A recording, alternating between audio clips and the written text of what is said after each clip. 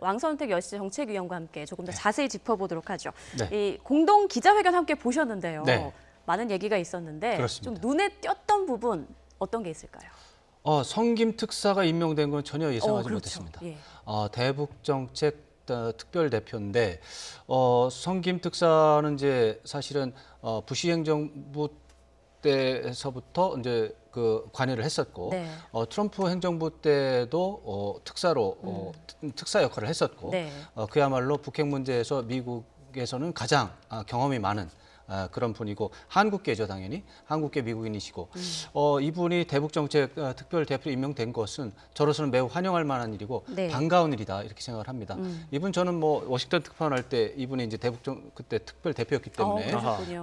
한 2개월에 한 번씩 정도는 비공개 면담이 좀 있었습니다. 네. 그래서 이분의 성향에 대해서는 제가 뭐 알 수 있다고 볼 수 있는데 북핵 문제 해결에 대해서 의지가 있습니다.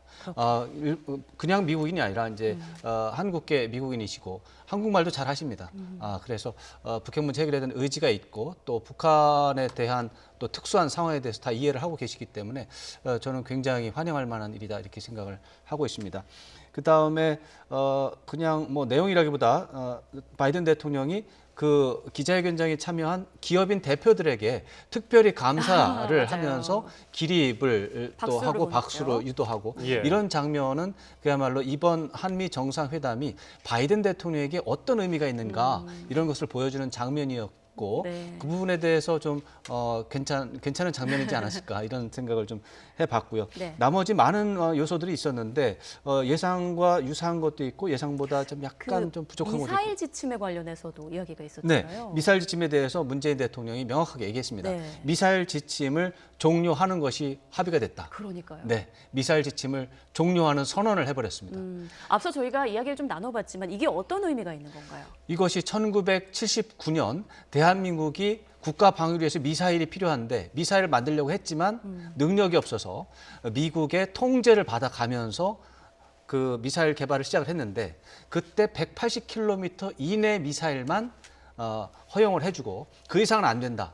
이런 조건을 받아들이면서 우리가 미사일을 개발을 했는데 네. 그러한 제약이 오늘 해제가 된 겁니다. 족쇄가 풀렸다. 족쇄가 풀렸습니다. 예. 그야말로 우리나라 주권 가운데 능력이 안 돼서 제약을 받았던 미사일 주권이 오늘 회복이 됐다.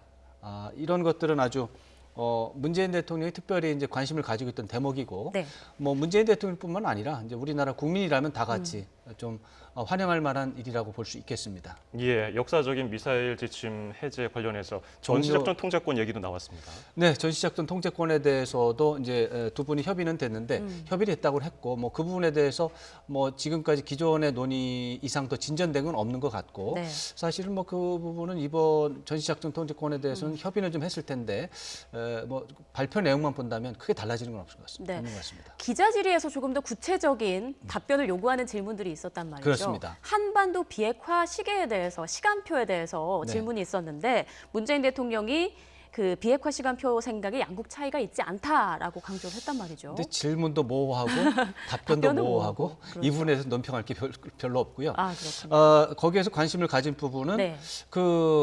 바이든 대통령이 완전한 비핵화라는 용어를 사용했습니다. 두 번이나 말을. CVID가 아니라 예. 완전한 비핵화라는 단어를 썼습니다. 이 부분 또 그 앞에 모두 발언에서는 한반도의 비핵화라는 단어를 썼습니다. 우리가 말했다시피 한반도의 비핵화를 그 용어를 사용할 것인가 아니면 북한의 비핵화인가 또 완전한 비핵화인가 CVID인가 이런 거에서 예상과 유사하게 예. 한반도 비핵화 그리고 완전한 비핵화 이 용어를 사용했기 때문에 네. 이런 부분은 그동안에 두세 달 동안에 한국 정부와 미국 정부 간의 협의가 매우 긴밀하게 이루어졌고 예. 한국 정부의 입장을 미국 정부가 대부분 받았다. 이렇게 해석할 수 있는 부분이 되겠습니다. 그럼 이 부분은 북한 입장에서는 좀 어떻게 받아들일 만한 대목인가요? 북한은 뭐 이거든 저거든 다 싫은 입장이고 기본적으로는 예. 그러나 한국 정부가 미국 정부의 요청해서 완전한 비핵화라고 용어를 사용한 것은 북한 입장에서는 받아들일 수는 있습니다. CVID는 절대로 못 받는 겁니다. 그 다음에 북한의 비핵화라는 말은 북한 입장에서는 받아들일 수 없는 말입니다. 그러나 한반도 비핵화는 받아들일 수 있는 말입니다. 그렇기 때문에 선을 넘지 그렇다고 않았다. 해서 뭐 북한이 환영한다 이런 입장은 절대로 아니겠지만 그렇죠. 협상을 할 수 있는 그런 상황이 된 겁니다. 다시 말해서 협상을 거부할 만한 상황은 아닌 겁니다. 네. 이렇게 예. 되면 우리 입장에서는 가능성이 계속 열려 있고 그래도 미국이 한국 입장을 생각해서 기존에 생각했던 생각을 바꿔서 한국이 제안한 용어를 받아들인 것은 뭐 저로서는 우리 외교가 노력을 열심히 했다 이렇게 이렇게 평가할 수 있겠습니다. 예. 바이든 대통령이 대북 목표를 아직 달성하지 못했고 한미가 긴밀히 공조를 하겠다고 말하면서 북한 핵 프로그램 단계를 낮춰야 앞으로 나아갈 수 있고 그렇습니다. 북한이 바라는 것을 모두 줄 수 없다고 했는데 네. 여기서 말하는 북한이 바라는 것은 무엇일까요? 그 부분 아주 중요한 대목입니다. 예. 이제 오늘 이 공동 이제 정상회담 결과를 가지고 이제 보도가 많이 나올 텐데 네. 바로 그 부분을 중요하게 생각을 해야 되겠습니다. 예. 그 핵무기 프로그램의 그 단계 이런 것들을 좀 낮추고 점점 줄이고 보여줘야 한다. 이렇게 또 말을 지키는지 그거를 보고서 이제 판단을 해야 된다 이렇게 하는데 협상을 하면서 이제 긍정적인 지금 바이든 대통령 말씀의 긍정적인 요소는 한 번에 모든 것을 다 요구하는 게 아니라 차근차근 네. 단계적으로 뭐 100점 만점에 뭐 70점, 80점 한 다음에 그 다음에 30점을 간다든가 예. 이런 식으로 단계적이고 또 점진적인 의미가 좀 들어있다는 점에서 긍정적인 요소가 있는데 다만 먼저 북한이 원하는 걸 주지는 않는다. 예를 들어서 제재 완화라든가 네. 뭐 북미 수교라든가 평화 협정이라든가 이런 것들을 뭐 북한이 아무런 행동도 안 하는데 먼저 줄 수는 없다. 그런 예. 얘기인데 사실 이건 굉장히 당연한 얘기입니다. 이 북한이 요구하는 게 있고 미국이 요구하는 게 있는데 팽팽하게 맞서 있는데 북한은 아무것도 안 하는데 미국이 무조건 다 해줄 수는 없지 않습니까? 그렇죠. 그런 차원에서 이것은 협상에 대한 강한 의지를 드러내고 아하. 협상이 시작된다면 북한과 굉장히 북한이 원하는 것을 들어줄 용의도 있다. 이런 것을 또 그렇게 해석을 할 수도 있기 때문에 저로서는 북미 협상의 가능성을 많이 열어놨고 한 방에 다 북한이 먼저 비핵화를 해야만 북한이 원하는 것을 해주겠다. 그런 태도에서는 벗어난 거기 때문에 북한 입장에서는 협상의 여지가 있고 긍정적으로 평가할 만한 요소는 있다. 이렇게 봐야 되겠습니다. 네. 물론 다시 말씀드리지만 북한이 환영할 만한 상황은 아니지만 예. 그렇다고 해서 판을 깨고 절대로 이것은 못 받겠다 이런 것은 아닌 그 중간 절충을 했기 때문에 네. 그동안 협의를 많이 했고 준비를 많이 한 그런 문장이다 이렇게 평가할 수 있겠습니다. 네, 그리고 국내에서 이제 또 많은 관심을 받고 있는 이슈가 바로 백신이지 않습니까? 네네. 백신과 관련해서 질문이 있었는데 문 대통령은 미국이 직접 한국에 백신 지원을 약속했다. 네. 추후에 이제 발표할 거다라는 얘기가 있었어요. 그 부분은 역시 예상대로 이게 백신 스와프에 대한 얘기입니다. 예. 잘 안 된 것 같죠. 네. 구체적으로 얘기가 안 나왔어요. 네, 구체적으로 얘기가 잘 안 나왔어요. 예. 그래서 오늘 시원하게 뭐 300만 회분을 지원하기로 했다 이랬으면 좀 좋았을 텐데 예. 그게 아니고 지원하기로 했다.